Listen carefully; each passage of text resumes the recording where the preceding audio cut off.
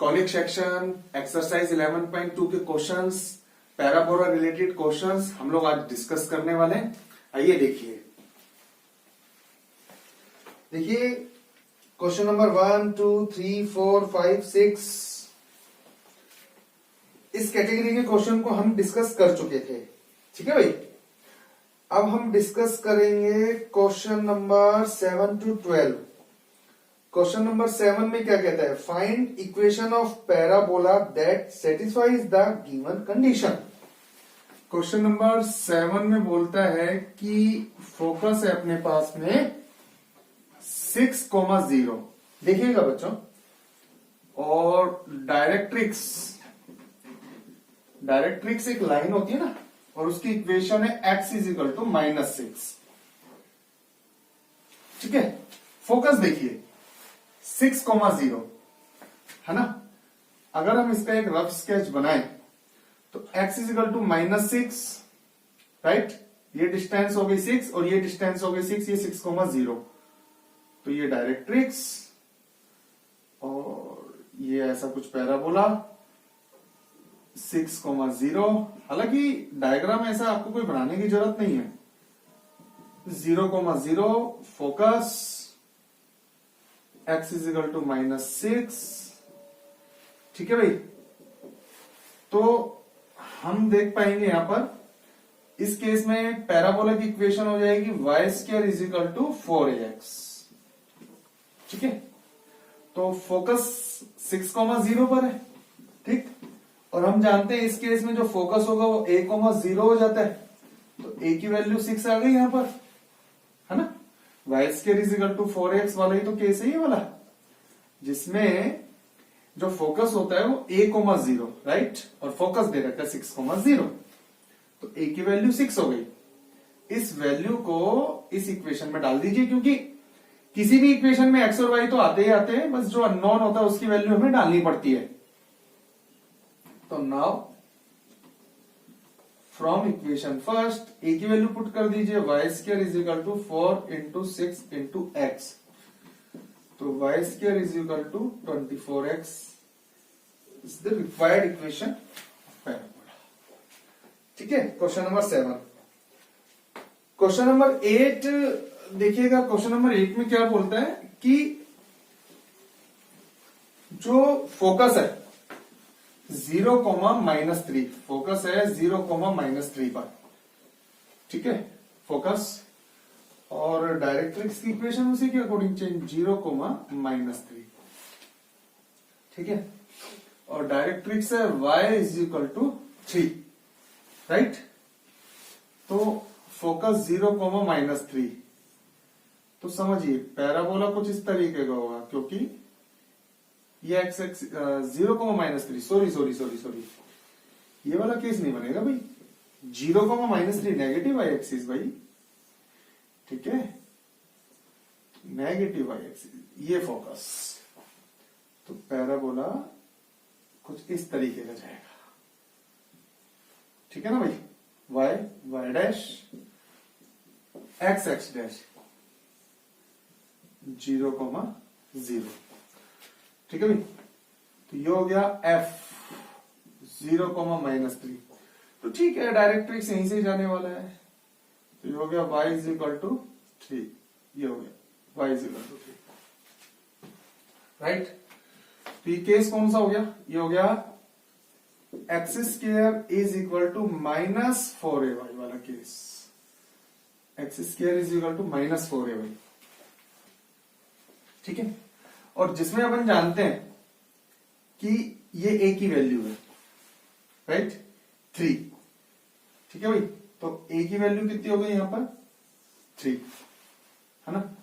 तो a की value को इसमें पुट करोगे तो x² = -12y। Required answer.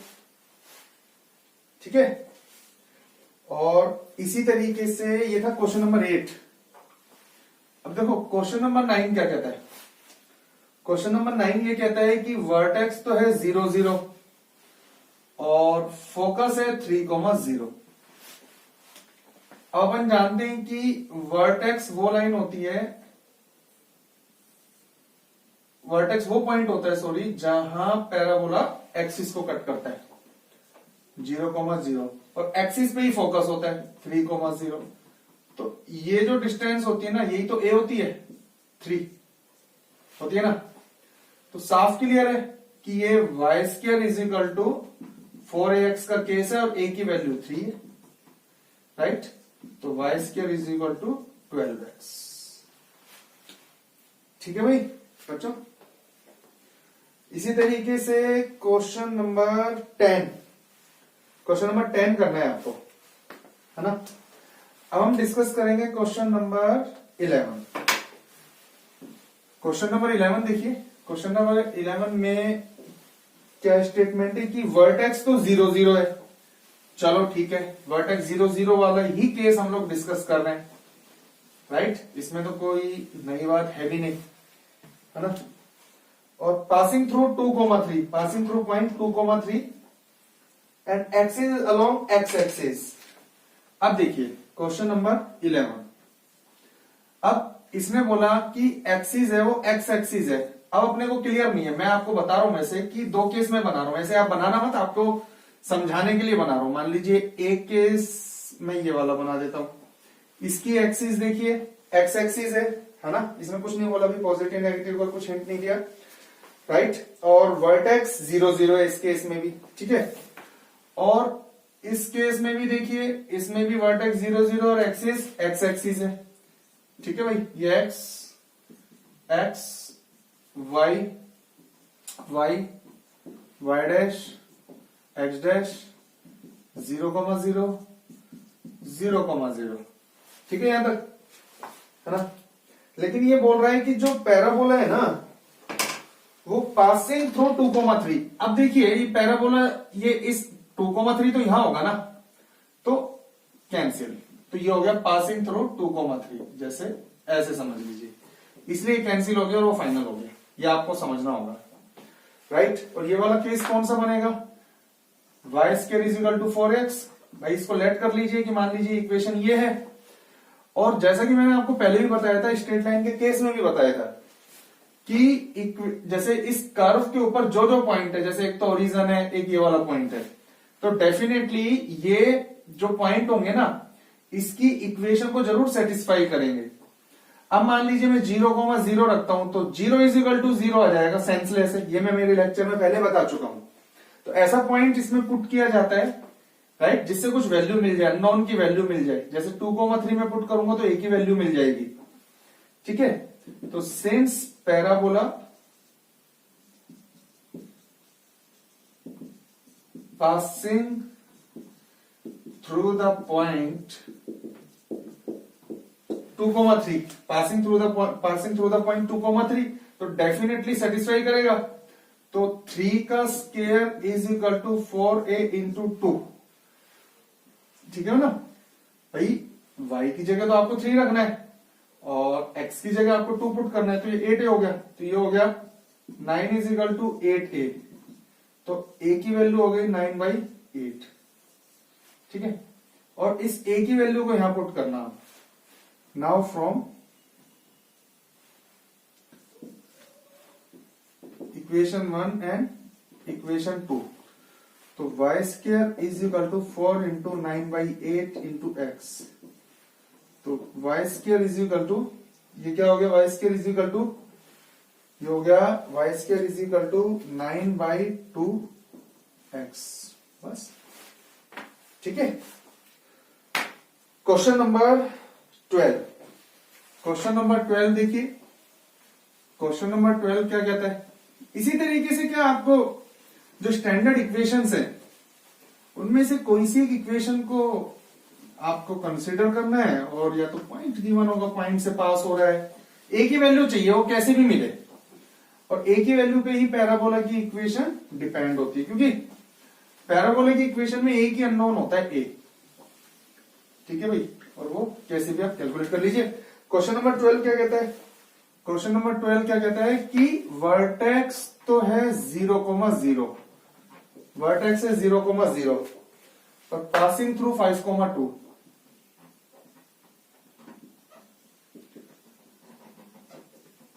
Passing through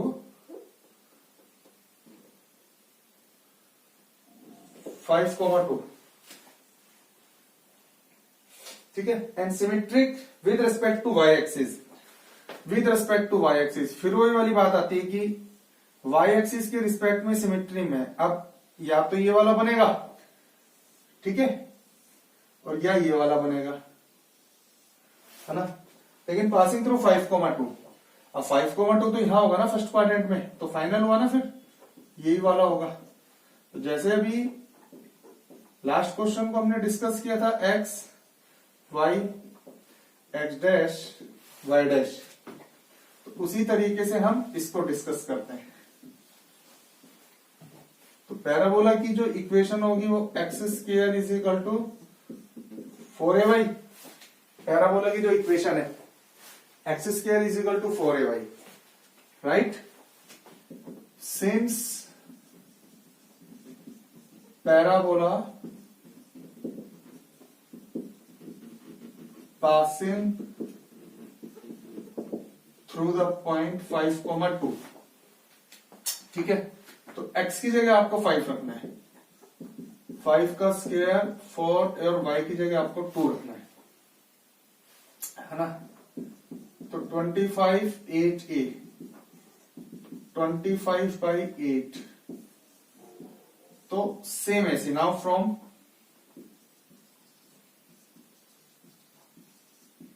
equation first equation second, तो X square is equal to 4 into 25/8 into Y, finally X square is equal to ये आ गया, ठीक है भाई। तो पैराबोला पे डे से कुछ क्वेश्चंस थे बच्चों, इनको नोट कर लीजिएगा, अच्छे से समझ लीजिएगा। कोई भी doubt as usual WhatsApp drop कीजिएगा, ठीक है। नेक्स्ट टॉपिक हम लोग डिस्कस करने वाले हैं वो है इलिप्स। तो सबसे पहले हमें ये देखना होगा, जैसे हमने सर्कल के केस में देखा था, पैराबोला के केस में देखा था, कि भाई इलिप्स बेसिकली होता क्या है, मतलब उसकी शेप कैसे होती है, क्या होता है, ठीक। तो देखो इलिप्स की शेप, जैसे सर्कल की शेप क्या होती है, जैसे ये वाली होती है। पैराबोला की शेप क्या होती है, कुछ इस तरीके की होती है। तो इलिप्स की शेप क्या होती है, इलिप्स की शेप कुछ इस तरीके की होती है, कुछ ऐसा, ठीक है। ये इलिप्स होता है। तो अब आप इसको कैसे ही रोटेट कर दीजिए, और कोई भी डायग्राम, जैसे स्ट्रेट लाइन की बात करें, स्ट्रेट लाइन ये होती है। अब इनमें से कोई सा भी कर्व अगर आपको बनाना है ना, तो एक ही जगह है जहां आप ग्राफ बना सकते हैं, वो है कोऑर्डिनेट एक्सिस, यानी एक्स एक्सिस और वाई एक्सिस, ठीक है भाई।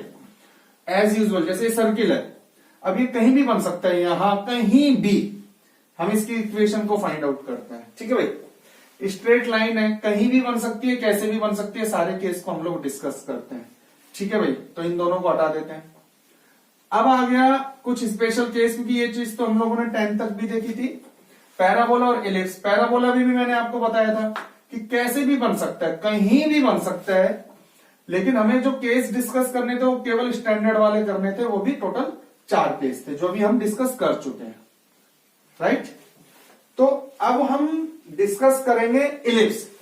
इलिप्स का मैंने आपको शेप बता दिया, होने को तो इलिप्स अब कैसे भी हो सकता है, यहां एडजस्ट हो सकता है, यहां ये देखो, यहां स्टेबल हो सकता है, इस तरीके से आ सकता है, इस तरीके से आ सकता है, कैसे भी आ सकता है, इस तरीके से आ सकता है, राइट, इस तरीके से आ सकता है, कहीं भी आ सकता है, कैसे भी आ सकता है। लेकिन हमें जो केस डिस्कस करने हैं ना, वो 2 ही केस डिस्कस करने हैं, या तो ये वाला कुछ ऐसा, ठीक है, और या ये वाला कुछ ऐसा, राइट। सिर्फ ये ही 2 केस हमें अभी फिलहाल 11th स्टैंडर्ड में डिस्कस करना है, राइट। वैसे इलिप्स कोई सा भी हो सकता है ना। जो स्टूडेंट जेई की प्रिपरेशन करते हैं, जेई एडवांस आईटी वगैरह में, तो उसमें हम इनको डिस्कस करते हैं। और फिलहाल हमें स्टैंडर्ड लेवल पर केवल इन दोनों को डिस्कस करना है, ठीक है। वैसे मेनली इन दोनों का ही यूज है, बहुत रेयर केस में इनका यूज होता है, मेनली इन दोनों को ही यूज करते हैं। जेई पैटर्न की भी मैं बात कर रहा हूं, राइट। तो बच्चों नेक्स्ट लेक्चर में हम लोग डिस्कस करेंगे इलिप्स के इन केस को, इलिप्स के बारे में बहुत अच्छे से बारीकियों को हम लोग समझने वाले हैं।